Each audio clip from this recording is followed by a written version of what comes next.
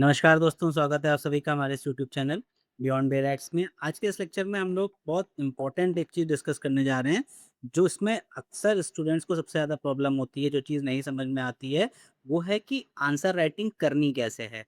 Near about future में हमारे पास UP, APO का मेंस है, इसके अलावा आप लोग कोई भी तैयारी कर रहे हो, तो आपको आंसर राइटिंग लिखना तो आना ही चाहिए। चाहे आप जुडिशरी की तैयारी करें, चाहे आप एपीओ की तैयारी करें, आपको मेंस तो देना ही देना है। प्री हमारा प्राइमरी एक बैटल है, उसके बाद नेसेसरी बैटल हमारा मेंस है ही है। तो आपको आंसर राइटिंग लिखना आना चाहिए। तो आज के इस लेक्चर में हम लोग 7 गोल्डन रूल्स को डिस्कस करेंगे आंसर राइटिंग के, कि किस-किस बेसिस पे एक अच्छा आंसर होता है। जैसा कि आपको मालूम ही है कि मैंने खुद ही यूपी जुडिशरी का मेंस और इंटरव्यू दिया है 2022 का। उस कुछ मेरे एक्सपीरियंस हैं, कुछ मेरे साथ के और लोग जो हैं उन सब के एक्सपीरियंस हैं। तो कलेक्टिवली सारी चीज़ें हम लोग यहाँ पे कर रहे हैं। तो इसी को आगे आज हम लोग बढ़ाएँगे, अपने एक्सपीरियंसेस आपके साथ शेयर करेंगे और ये सारे जो एक्सपीरियंसेस हैं, जो 7 गोल्डन रूल्स हैं, इसका एक पीडीएफ बना के मैंने नीचे एक लिंक दिया हुआ है डिस्क्रिप्शन में, आप उस पे क्लिक कीजिएगा, आपको डायरेक्ट वो पीडीएफ फ्री में अवेलेबल हो जाएगा। तो आइए डिस्कस करते हैं। जैसे सबसे पहले स्टेज प्रीलिम्स क्लियर क्लियर हो गया आपका। अब जो रियल टेस्ट है वो क्या है? वो है आंसर राइटिंग। आंसर राइटिंग अगर आप लोग कॉम्पिटिटिव एग्ज़ाम दे रहे हैं, तो आप लोगों को ध्यान होगा, अपने आप लोगों ने यूनिवर्सिटी में किया होगा, कॉलेज में किया होगा, लेकिन यहाँ पे वो वाला फंडा नहीं होता है। वहाँ पे क्या होता है, आपको कॉपी भरनी है। यहाँ पे ऐसे आपको टाइम नहीं मिलता है। एग्ज़ामिनर के पास लिमिटेड समय है, कॉपीज़ उसे सारी चेक करनी है। तो और जो मेंस में लिखने को आ रहा है, बच्चा जो प्रीलिम्स क्लियर कर चुका है, उसने कुछ ना कुछ तो सिस्टमैटिक काम किया ही होगा, कुछ ना कुछ तो उसे आता ही होगा, इसीलिए उसने प्रीलिम्स क्लियर किया है। तो देखते हैं समव्हाट टाइम क्या रहता है, जैसे 4 टू 5 मिनट्स होते हैं एग्ज़ामिनर के पास एवरेज सारी कॉपीज़ चेक करने के लिए। हर एक कॉपी पे वो 4 मिनट देगा, इससे ज़्यादा 5 मिनट देगा, इससे ज़्यादा नहीं देगा। इसके बाद 15% आपके मार्क्स कहाँ से बढ़ जाते हैं, जैसा स्ट्रक्चर आपने अपने आंसर का बनाया है। ठीक है, बिना कंटेंट चेंज किए सेम कंटेंट रखिए, लेकिन आप प्रॉपर स्ट्रक्चर वाइज़ हो, तो आपके नंबर ऑटोमेटिकली यहाँ पे बढ़ जाते हैं। प्रेज़ेंटेशन आपकी कैसी है? ये प्रेज़ेंटेशन ही ऐसी चीज़ है जो आधे से ज़्यादा लोगों को कट ऑफ के इधर और उधर पहुँचाती है। अगर आपका प्रेज़ेंटेशन अच्छा है, लैक ऑफ नॉलेज आप मीन्स लिख रहे हो, लैक ऑफ नॉलेज नहीं है। बट आपका प्रेज़ेंटेशन नहीं अच्छा है, जिस वज़ह से सारा इश्यू क्रिएट हो रहा है। तो यहाँ पे हम लोग कौन से 7 गोल्डन रूल्स को डिस्कस करेंगे, जो एक एवरेज आंसर को आउटस्टैंडिंग आंसर में कन्वर्ट करेगा। क्या ही वो रूल्स हैं, बहुत बेसिक से रूल्स हैं, लेकिन हम लोग उसको इम्प्लीमेंट नहीं करते हैं। जैसे बहुत बेसिक चीज़ें होती हैं, बहुत एक्स्ट्राऑर्डिनरी चीज़ें नहीं आती हैं। हम वो बेसिक्स करते-करते ही एक्स्ट्राऑर्डिनरी को अचीव करते हैं, ठीक है? तो हर रूल प्रैक्टिस टेस्टेड और एग्ज़ामिनर वेरिफाइड है। By someone who has been on both side. ऐसे लोगों से बात करके, और ये सारा एक्सपीरियंस मैंने आपको यहाँ पे शेयर कर रहा हूँ, जो कभी टेबल के इधर भी थे, इधर भी काम किया, जो आज टेबल के उधर भी हैं, कॉपीज़ भी चेक कर रहे हैं, तो सारा एक्सपीरियंस निचोड़ मैंने इस पीडीएफ में दिया है। तो कौन-कौन से पॉइंट्स इस पे हम लोग बात करेंगे? स्ट्रक्चर कैसा हो, केस लॉज़ को कैसे लिखना है, वर्ड लिमिट पर आंसर कैसी होनी चाहिए, लैंग्वेज जो आप यूज़ कर रहे हो वो कैसी हो, सेक्शंस को आपको कैसे साइट करना है, उसके अलावा एनालिसिस कैसे देनी है, हर आंसर की एनालिसिस देनी ज़रूरी होती है, और टाइम मैनेजमेंट। आइए डिस्कस करते हैं। सबसे पहले जो हमारा रूल 1 है, गोल्डन रूल, वो क्या है? Structure is non negotiable. Structure के साथ भाई कोई भी नेगोशिएशन नहीं हो सकता है। स्ट्रक्चर जो है जैसा है वो रहेगा, उसके साथ कोई छेड़छाड़ नहीं। अब स्ट्रक्चर स्ट्रक्चर तो बता रहा हूँ मैं, लेकिन स्ट्रक्चर क्या होगा? आइए देखते हैं। हर आंसर में क्या होना चाहिए? एक इंट्रोडक्शन हो, फिर जो आपका स्टैट्यूट का प्रोविज़न है, जैसे मर्डर के ऊपर आया, कल्पेबल होमिसाइड के ऊपर आया, तो आपको सेक्शन 100, सेक्शन 101, ये स्टैट्यूटरी प्रोविज़न्स जो हैं वो देने पड़ेंगे। केस लॉज़ उसके बाद आपको साइट करना है। फिर उस क्वेश्चन में जो भी पूछा गया है उसको आपको एक बार क्रिटिकल एनालिसिस उसकी देनी है, और आखिरी में आपको कंक्लूजन लिखना है। तो ये सारी स्टेप्स आपको लिखनी ही हैं। ये पूरा स्ट्रक्चर आपके आंसर में होना ही चाहिए, ये 5 चीज़ें। एग्ज़ामिनर स्ट्रक्चर पहले देखता है, कंटेंट बाद में। स्कैटर्ड नॉलेज होगी, पता चला आपने स्टार्टिंग में केस लॉ से स्टार्ट कर दिया, क्रिटिकली एनालाइज़ कर दिया, या फिर इंट्रोडक्शन दिया ही नहीं, सीधे मेन बॉडी से आपने स्टार्ट कर दिया। तो अगर ये सारी चीज़ें करेंगे तो जहाँ आपको 8 नंबर मिलना था वहाँ 5 मिलेगा। आपका स्कैटर्ड नॉलेज होगा तो मार्क्स हमेशा ही कम होंगे। सब हेडिंग्स यूज़ करना बहुत ज़रूरी है। एग्ज़ामिनर ऑटोमैटिकली 10-15% मोर मार्क्स देखिए उसका जब एक कॉपी चेक करने के लिए उसके पास 4-5 मिनट का टाइम है। इसका मतलब है उसको एक नज़र दौड़ाने में जो चीज़ें ऊपर-ऊपर दिख गई, समझिए वहीं पे आपका काम हो गया। तो आपने पूरा स्ट्रक्चर बनाया, हेडिंग्स बनाई तो उसको पता चल जाएगा अच्छा, इसने हेडिंग्स बनाए। अब आपने कल्पेबल होमिसाइड के ऊपर आंसर आ गया, मर्डर के ऊपर आपने लिखना है। आपने उसमें एक्सेप्शंस लिखे हैं, एक्सप्लेनेशन लिखे हैं, सब लिखा है लेकिन हेडिंग दिया ही नहीं है। वो देखेगा पैराग्राफ, पैराग्राफ, पैराग्राफ कुछ अलग से लिखा ही हुआ नहीं दिख रहा है, तो वो कितने नंबर देगा? 5 नंबर देके चला जाएगा। वहीं एक बच्चे ने क्या किया होगा, उसने कल्पेबल होमिसाइड के बारे में बताया, होमिसाइड क्या होता है? किलिंग होता है, इंसान का मारा जाना लॉफुली अनलॉफुली, इंट्रोडक्शन दिया, उसके बाद उसने सेक्शन 100 कोट किया, उसका प्रोविज़न लिखा, उसके बाद उसने एक केस लॉ दिया, उसके बाद उसने बताया स्टैट्यूटरी प्रोविज़न दिया और उसके बाद उसने बताया इसके क्या एक्सेप्शंस क्या हैं और बाकी चीज़ें बताई, हेडिंग डाल के बताया। उसके बाद आगे वो बढ़ा, उसने केस लॉ दिखा, क्रिटिकली एनालाइज़ किया, कंक्लूड कर दिया। एक ही आंसर है, एक ने भी सब लिखा है लेकिन हेडिंग्स नहीं लिखी हैं, तो उसके आंसर यहाँ पे कट नंबर कटेंगे। इंट्रोडक्शन ज़रूर लिखना चाहिए, कैसा इंट्रोडक्शन होना चाहिए? कॉन्सेप्ट को डिफाइन कीजिए, 2 लाइन में रेलेवेंट सेक्शन उसी के साथ ही स्टार्ट कर दीजिए। तो जैसे ही आपका इंट्रोडक्शन खत्म हो रहा होगा, आपको अपना रेलेवेंट प्रोविज़न वहीं पे स्टार्ट करना है। कंक्लूजन कैसे देना है? जो जुडिशियल ट्रेंड है, अगर करंटली वो टॉपिक न्यूज़ में है तो आपको पता होना चाहिए। आपका एनालिटिकल रिमार्क क्या है 2-3 लाइन्स में, आप क्या उसमें चाहते हैं वो चीज़ें। जो कैंडिडेट आंसर लिखते वक़्त सब हेडिंग यूज़ करते हैं, वो ऑटोमैटिकली 10 से 15% तक अचीव कर लेते हैं। अब देखते हैं नेक्स्ट रूल। तो रूल नंबर 2 क्या बात करता है? रूल नंबर 2 बात करता है केस लॉस। केस लॉस कैसे आपको लिखने हैं? यूपी के अंदर जब भी आयोग आपका पेपर चेक करता है, तो आप लोगों को पता होगा ना जैसे एमपी है हाई कोर्ट पेपर कंडक्ट करा रहा है, यूपी में उत्तर प्रदेश आयोग पेपर कंडक्ट करा रहा है। तो आयोग आपका पेपर चेक करा रहा है तो कॉपी चेक करने भी कौन से होंगे लोग आपके? जो यूनिवर्सिटीज़ के प्रोफ़ेसर्स हैं, वो लोग आपकी कॉपीज़ चेक करेंगे। तो प्रोफ़ेसर्स का माइंडसेट होता है उनको कंटेंट तो चाहिए ही चाहिए, प्लस आप केस लॉज़ भी लिखें, तो केस लॉज़ डालना बहुत इम्पोर्टेंट होता है हमारे यूपी की जुडिशरी में आंसर राइटिंग में। आप एमपी में भी हैं तो आपके लिए केस लॉस का रेशियो कौन-सा किस रेशियो पे आया है, किसने डिसेंट डिसीज़न दिया है, ये सारी चीज़ें अगर हाई कोर्ट चेक कर रहा है तो भी बहुत मैटर करता है। अगर आयोग कर रहा है तो भी बहुत मैटर कर रहा है। डिफ़रेंस आ जाता है कि कौन चेक कर रहा है, जैसे आप कितने पोस्ट केस जो हैं आपको कोट करने चाहिए। तो हर आंसर में आपको एटलीस्ट 2-3 लैंडमार्क केसेस कोट करना है। अगर आपको उस टॉपिक से रिलेटेड नया कोई रीसेंट केस मालूम है, तो आप 2 लैंडमार्क केस कोट कीजिए और 1 रीसेंट केस करिए। आपको मालूम भले ज़्यादा हों लैंडमार्क लेकिन वो नहीं, वो लैंडमार्क को हटाते हुए आपको रीसेंट करना है। तो ये सारी चीज़ें आपको अपने आंसर राइटिंग में रखनी पड़ेंगी क्योंकि एग्ज़ामिनर के सामने बहुत सारी कॉपियाज़ हैं। किसी को जानता है नहीं, सबको वो कॉपी के बेसिस पे ही चेक कर रहा है। तो अब किसकी कॉपी ज़्यादा अच्छी है, वहीं से नंबर मिलेंगे। तो केस लॉस के साथ क्या है? मिनिमम 2-3 लैंडमार्क केसेस पर answer, these are the real marks not decoration. Format कैसा होना चाहिए? केस का नाम लिखिए, इश्यू क्या था उसमें और क्या हेल्ड हुआ उसमें। मतलब कि रेशियो डेसिडेंडाई आपको स्टेट करना है। केस, ईयर, इश्यू और उसमें क्या बताया गया, आपको ऐसे करके लिखना होगा। इन द कोई भी आपका केस हो गया जैसे कि in the Kesavananda Bharati versus state of Kerala the honourable supreme court stated that, इस तरीके से करके आप उसको लिखना स्टार्ट कीजिए। ज़्यादातर कोशिश कीजिए अगर आप यूपी का पेपर दे रहे हैं, सुप्रीम कोर्ट के केसेस कोट कीजिए। अगर आप हाई कोर्ट का कोई केस कोट कर रहे हैं, तो कोशिश कीजिए उत्तर प्रदेश हाई कोर्ट का वो केस हो। सिर्फ़ केस का नाम लिखना, अगर आप सिर्फ़ केस का नाम लिख के चले आए तो ये आंसर में क्या क्या क्वालिटी दे दिया आपने? भाई एक नाम डाल दिया, अब एग्ज़ामिनर को क्या पता है? आपको ये इस तरीके से आंसर लिखना है कि जो कॉपी चेक कर रहा है उसे आता कुछ भी नहीं है। आपने सिर्फ़ केस का नाम लिख दिया, कौन क्या समझेगा? केशवानंद भारती आपने लिख दिया, मेनका गांधी आपने लिख दिया, मिट्टू सिंह लिख दिया। अब इस केस में हुआ क्या था भाई ये तो बताओ, वरना तो आगे वो वेग है। तो अगर सिर्फ़ केस का नाम लिख दिए तो सोच रहे हैं कुछ नंबर मिल जाएगा, नहीं मिलेगा। ठीक है?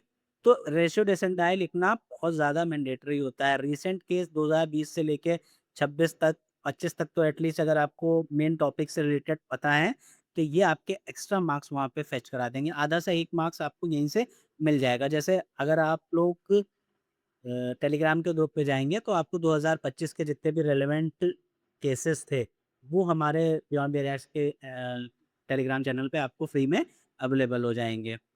ठीक है, अब कॉमन मिस्टेक सिर्फ़ केस का नाम मार्क 0 हो जाएगा, एग्ज़ामिनर रेशियो चाहता है, उसे पता हो, वो एक्सपेक्ट कर रहा है आपसे कि आप केस का नाम बता रहे हो, तो आप उसके साथ-साथ क्या बताओगे, उसमें क्या डिसाइड हुआ, वो भी आपको बताना पड़ेगा। रूल नंबर 3 हम देखते हैं क्या है रूल नंबर 3, वर्ड लिमिट।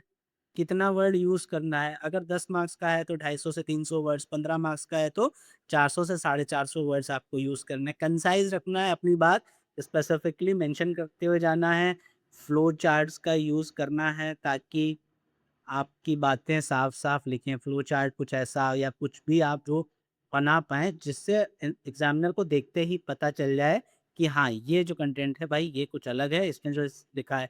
जैसे होमिसाइड के लिए आपको लिखना है तो आपने होमिसाइड लिखा और एक फ्लो चार्ट बना दिया, एक एक्सक्यूज़ेबल हो गया, दूसरा हो गया नॉन एक्सक्यूज़ेबल। आपने सीधे-सीधे इतना लिख दिया, यहाँ पे आपने जनरल एक्सेप्शंस लिख दिए, ये जनरल एक्सेप्शंस वाला पार्ट है। ये आईपीसी में या बीएनएस में जो भी कवर हो रहा है चीज़ें, वो सारी चीज़ें आपने इस तरीके से अगर एक बार मेंशन कर दिया, तो एग्ज़ामिनर आपको नंबर देगा क्यों नहीं? मतलब क्या इसके अलावा आपकी कोई ख़ानदानी दुश्मनी तो है नहीं? उसको तो अगर एग्ज़ामिनर से आपकी ख़ानदानी दुश्मनी भी है, तो भी उस समय उसको पता थोड़ी है कि आप ही की कॉपी है उसके पास में। ठीक है? ओवर राइटिंग मत करो भाई, सबसे बड़ी समस्या है। कुछ लिख दिया है उसे नॉर्मल एक लाइन से काटो, आगे बढ़ जाओ। ओवर राइटिंग से मार्क्स नहीं बढ़ते हैं। जिन लोगों की राइटिंग अच्छी नहीं है वो बड़ा-बड़ा लिखें और दूर-दूर लिखें। जैसे आप लोगों ने मेरा सैंपल हैंडराइटिंग अभी-अभी देखा, तो वो अच्छा नहीं है। तो मैं जब आंसर राइटिंग करता हूँ या मैं किसी को सजेस्ट करता हूँ, जिनसे लोगों को रिज़ल्ट्स भी मिले हैं, जो मेरे सीनियर्स ने मुझे बताया था, जो मेरा एक्सपीरियंस है कि आप थोड़ा दूर-दूर और थोड़ा बड़ा-बड़ा लिखने की कोशिश करें, ताकि उसको समझ में आए आपने लिखा क्या है, बस इतना ही चाहिए। उसके सर में दर्द नहीं होना चाहिए आपकी हैंडराइटिंग को देख के। ओवर राइटिंग से रेलेवेंस कम हो जाती है, हर सेंटेंस एक स्पेसिफिक पॉइंट कन्वे करे, हर सेंटेंस का कोई मतलब होना चाहिए। आप सिर्फ राम जंगल गया, जंगल में राम को देखा गया, राम जंगल जाना, राम को जंगल जाना बहुत पसंद है। तो 3 स्टेटमेंट हैं, इसको क्या रेलेवेंसी क्या निकल रही है? तो रेलेवेंसी आपके हर आंसर में निकलनी चाहिए, पॉइंट टू पॉइंट बात आपको करनी चाहिए। Avoid it is submitted that, इस तरीके से आप एज़ मेंशन्ड अबव ये वाले टर्म्स आप अवॉइड करें अपने आंसर में लिखना। सब हेडिंग्स से डेंस कंटेंट स्कैनेबल बनती है, इसको हमेशा परफ़ॉर्म करें, सब हेडिंग्स हमेशा आपके आंसर में होनी चाहिए। टाइप प्रिसाइज़ आंसर जिसमें हर लाइन वैल्यू ऐड करे, वो लेंदी बट वेग आंसर से ऑलवेज़ बेटर होता है। 4th point, language discipline. Language आप जो भी लिख रहे हैं उसको ही कैरी कीजिए। अगर आप हिंदी में लिख रहे हैं तो आपका पूरा आंसर हिंदी में ही होना चाहिए। मिक्स लैंग्वेज का प्रयोग पेपर में नहीं किया जाता है। इस डाउट से बचिए। यूनिवर्सिटीज़ में भी कई बच्चे पेपर देते हैं तो यही पूछते हैं सर एक आंसर इंग्लिश में लिख दिया, एक आंसर हिंदी में लिख दिया। ये सब भैया नहीं किया जाता है और ये सब बड़े लेवल के एग्ज़ाम होते हैं। यूनिवर्सिटी में भी नहीं करो, भले वहाँ पास हो जा रहे हो, लेकिन ये नहीं है मेंस-वेंस में जाके सारी नौटंकी करो। कहोगे कि फिर उन्होंने पेपर तो बहुत बढ़िया दिया था लेकिन नंबर पता नहीं क्यों नहीं आए। तो लीगल लैंग्वेज में एम्बिग्विटी, अगर एम्बिग्विटी है तो मार्क्स आपके कम हो जाएँगे। अगर आपने इस टाइप से लैंग्वेज लिखी इट मे बी, परहैप्स, हो सकता है, ये सब नहीं लिखना है आपको भाई। आपको क्लियर पॉइंट टू पॉइंट बात करनी है। इसके अलावा लीगल टर्म्स करेक्टली यूज़ करो, जैसे मेंसरिया सही जगह पे ही यूज़ करो। एप्टस रियस, लोकस स्टैंडर्डी, रेशियो डेसिडेंडाई, ये सारी चीज़ें क्लियरली आपको इनका मतलब पता हो और आप एक आंसर में इनको इनबिल्ट करना सीखिए। अभी से आंसर राइटिंग करिए तभी आप ये सब लिखना सीख पाएँगे। वरना ऐसे ही नॉर्मल बात करते में आप यूज़ ही नहीं कर रहे हो ये सारे टर्म्स। जनरल भाषा में आप 25 साल के हो गए होगे, 24 साल के होगे, 30 साल के होगे, कभी अपनी जनरल भाषा में ये टर्म्स यूज़ नहीं किए हैं, तो आंसर राइटिंग भी एकदम से करने बैठोगे और ये सब सोचोगे एकदम से आ जाए, नहीं आता है। हिंदी मीडियम वाले अपने शुद्ध साहित्यिक हिंदी लिखिए, जो लीगल की है वही लिखिए, स्क्रिप्ट को मिक्स कतई मत कीजिए। अवॉइड इंडियनिज़्म, वेग फ्रेजेज़ जिनका कोई मतलब नहीं है, कोई भी ऐसा एक्सप्रेशन आपको नहीं लेना है जिसका कोई सर-पैर ना हो, रेलेवेंट रहना है। रेलेवेंसी हमारा इंडियन एविडेंस एक्ट और भारतीय साक्ष्य अधिनियम इसके ऊपर बहुत डिटेल में बात करता है। रेलेवेंसी लॉ में बहुत ज़रूरी है। एक लाइन में 2 इंटरप्रिटेशन एग्ज़ामिनर 0 देता है। Be precise always. Grammar error से बढ़ता प्रॉब्लम है इम्प्रिसाइज़। ग्रामर आपका एरर हो गया कोई दिक्कत नहीं है, लेकिन अगर आपने लीगल रीज़निंग जो है वो आपके इम्प्रिसाइज़ भैया सब गड़बड़ हो जाएगा। 5th पॉइंट हमारा क्या बात करता है? एक्ट सेक्शंस का डायरेक्ट साइटेशन कैसे साइट करना है आपको बेयर एक्ट? सेक्शन नंबर आप लिखिए, एक्ट का नाम लिखिए, मैंडेटरी है फॉर एवरी लीगल प्रोविजन। सबसे पहले सेक्शन नंबर फिर एक्ट का नाम। सिर्फ लॉ प्रोवाइड्स दैट या BNS states that, statute says that लिखना इनसफिशिएंट होता है। आपको बताना पड़ेगा, टेस्ट आइडेंटिफिकेशन परेड के ऊपर है, तो आपको बताना पड़ेगा सेक्शन 7 ऑफ भारतीय साक्ष्य अधिनियम ऐसे करके लिखना होगा। प्रोवाइड्स दैट, सिर्फ लॉ प्रोवाइड्स दैट नहीं। फॉर्मेट क्या होगा? अंडर सेक्शन 300 या फिर 101 जो मैंने आप लोगों को बताया, उसी तरीके से आप काम कर सकते हैं। अमेंडमेंट्स आपके एक्ट में जितने हो रहे हैं उनसे अवेयर रहिए। अब तो जैसे न्यू क्रिमिनल लॉज़ न्यू तो नहीं रह गए, हम सभी को पता है। आईपीसी का ट्रांज़िशन बीएनएस में, सीआरपीसी बीएनएसएस में, एविडेंस बीएसए में आ चुकी है, तो आप सबको पता है। तो इन्हीं को कोट कीजिए और इनको कोट करते-करते आप पुराना अगर सेक्शन भी लिखेंगे तो भी आपके लिए बहुत अच्छा हो जाएगा। गलत सेक्शन नंबर क्रेडिबिलिटी डिस्ट्रॉय, गलत सेक्शन नंबर कभी कोट मत कीजिए, पूरा आंसर कमज़ोर हो जाएगा। अगर नहीं आ रहा है तब फिर आपके पास यही आइडिया है, तब फिर आप ये कर सकते हैं जब वर्स्ट केस सिनेरियो गलत कोट करने से अच्छा है, यहाँ पे आप बच सकते हैं। तो आप जो आंसर लिखिए उसमें आप पुराना वाला, नया वाला दोनों आंसर लिखेंगे, तो ये आपके लिए ये भी ब्राउनी पॉइंट्स हैं। सेक्शन रूल 6 हमारा क्या कहता है? क्रिटिकली एनालाइज़ करो हर आंसर को। Toppers versus average, analysis versus narration, ये एक फ़र्क होता है। आप सिर्फ नरेट करते जा रहे हो आंसर कि आप उसमें अपना भी कुछ एनालिसिस दे रहे हो। तो जुडिशियल ट्रेंड्स हैं वो आप लिखिए, जैसे कॉन्स्टिट्यूशन का पेपर है उसमें आप ये कर सकते हैं, ठीक है? जो बीएनएस का पेपर है, आपका साक्ष्य अधिनियम है, इन सब में जुडिशियल ट्रेंड्स आते रहते हैं। आपको दिखता है कि जुडिशियल माइंडसेट किस तरीके से चल रहा है। मेंटेनेंस के ऊपर हमारा जुडिशियल जो रूप है वो डे बाय डे चेंज होता जा रहा है, तो अगर उससे रिलेटेड कोई प्रोविज़न पूछा जा रहा है तो आप वो कॉन्फ्लिक्टिंग व्यूज़ भी मेंशन कर सकते हैं, ट्रेंड्स लिख सकते हैं, लेजिस्लेचर में कहाँ पे गैप्स, ये 1 से 2 लाइन में लिखना है, इससे ज़्यादा नहीं। लॉ कमीशन रिपोर्ट आप कोट करो, पार्लियामेंट्री कमिटी ऑब्जर्वेशंस डालो, ऐड करता है ये आपके में एक weightage extra. Even if question analysis नहीं मांगता, एक पैराग्राफ एनालिसिस लिखो ऑलवेज। भले क्वेश्चन में क्रिटिकली एनालाइज नहीं लिखा है, लेकिन स्टिल आप 3 से 4 लाइनें उसको लिखिए ज़रूर। कैसे लिखोगे? बार बार प्रैक्टिस करो। अगर आप आंसर राइटिंग कर रहे हो, टेलीग्राम ग्रुप है, आप अपने आंसर्स लिख के मुझे भेजिए, मैं चेक करके आपको बताऊंगा इसमें क्या चीज़ें हैं क्या नहीं है। ये सातों गोल्डन रूल्स ध्यान में रखिएगा। जब देखिए सिंपल वही लिखा हुआ है, प्रोवाइड्स के आगे however this provision has been criticised, अगर इस तरीके से आप लिखेंगे, सपोज सेक्शन 100 प्रोवाइड्स और फिर however the this provision has been criticised, आप अपने सुप्रीम कोर्ट का कोई कोर्ट डाल दिया, तो आपका आंसर ऑलरेडी काफ़ी ज़्यादा ब्यूटीफाई हो गया, यहाँ पे वो नंबर आपको एक्स्ट्रा मिल जाएंगे। 7th time management. अब 3 घंटे का पेपर है, आपको 8 से 10 क्वेश्चन मिले हैं जिसमें आपको 8 क्वेश्चन 5 क्वेश्चन आप लोगों को करने हैं, काफ़ी मैक्सिमम टाइम होता है। तो आपके पास टाइम की थोड़ी-सी कमी है। जब आप प्रैक्टिस करिए तब आपको क्या करना है, टाइमर लगाइए। टाइमर लगाइए, हर क्वेश्चन को घर में जब आप प्रैक्टिस करिए तो मैक्सिमम जैसे 18 से 20 लिखा हुआ है, इसको आप मैक्सिमम 15 मिनट करिए। मैक्सिमम 15 मिनट्स पर आंसर, मैक्सिमम है ये। 10 मिनट में तो हो जाना चाहिए। 10 मिनट में ही करिए तभी आपके लिए सबसे सही ऑप्शन है। ठीक है? कम से कम घर में जब आप लोग प्रैक्टिस कर रहे हैं तब तो ये टाइम होगा ना, अपने कम्फर्ट से कर रहे हो। अधूरा structured answer complete unstructured answer से हमेशा अच्छा होता है, ये बात याद रखिएगा। अगर टाइम कम तो 2 केस लॉस काफ़ी हैं, एनालिसिस 4 लाइन में, स्ट्रक्चर मेंटेन रखो।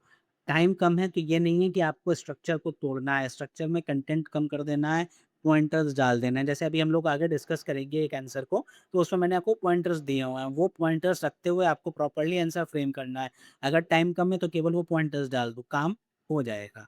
Last 10 minute mandatory revision, missed sections add, correction mark कर लो, कोई सेक्शन मिस कर दिया है तो उसको ऐड कर दिया, करेक्शंस जो हैं उसे मार्क कर दो।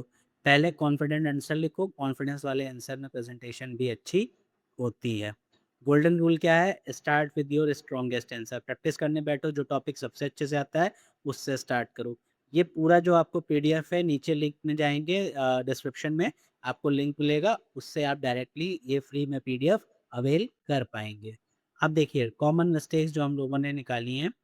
Case laws without ratio, no introduction, no conclusion, wrong section number, over writing, easy question में आप खुश हो गए, आपने ज़्यादा लिख दिया, टाइम वेस्ट हो गया, डिफिकल्ट क्वेश्चन के लिए टाइम बचा नहीं, नो क्रिटिकल एनालिसिस, क्रिटिकली आपने एनालाइज नहीं किया। तो ये सारी चीज़ें हैं जो आपको नहीं करनी चाहिए।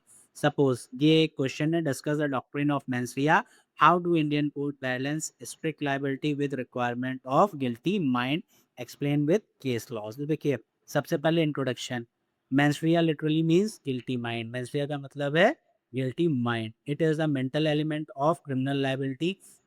किस मैक्सिम पर डिपेंड करती है? हम लोगों ने मैक्सिम लिख दी, जो लॉ का प्रोविजन हम लोगों को कोट करना था, एक्टस नॉन फेसिट रियम नेसीमेंसिट रिया।